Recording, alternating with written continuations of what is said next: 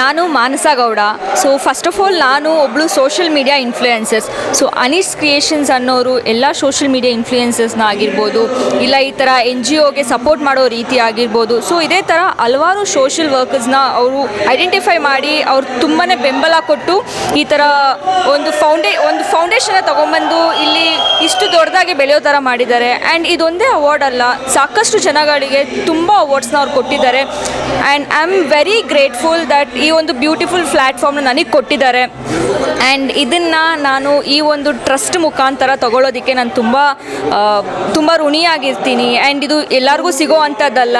And ಈ trust ಬಗ್ಗೆ ಹೇಳ್ಬೇಕಂದ್ರೆ Samarthanam trust for the disable. So ಇದು ನಾವು ಡಿಸೇಬಲ್ ಅಂತ ಹೇಳೋಕ್ಕಿಂತ ಮುಂಚೆ ಏಬಲ್ ಆಗಿರುವಂಥ ಪೀಪಲ್ಸಿಗೆ ತುಂಬ ಕೆಲಸಗಳನ್ನ ಮಾಡೋಕ್ಕಾಗ್ದೇ ಹಿಂದೆ ಉಳಿತಾರೆ. ಎಲ್ಲ ಚೆನ್ನಾಗಿರುತ್ತೆ ಮನುಷ್ಯರಿಗೆ. ಹೌದು, ಅಫ್ಕೋರ್ಸ್ ಏನಾದರೂ ಒಂದು ಡಿಸೇಬಲ್ ಇರುತ್ತೆ, ಬಟ್ ಇವರು ಡಿಸೇಬಲ್ ಇದ್ರೂ ಅದನ್ನು ಪಾಸಿಟಿವ್ ಆಗಿ ತೊಗೊಂಡು ತುಂಬ ಚಾಲೆಂಜಸ್ನ ತೊಗೊಂಡು ಮುಂದೆ ಬಂದಿದ್ದಾರೆ.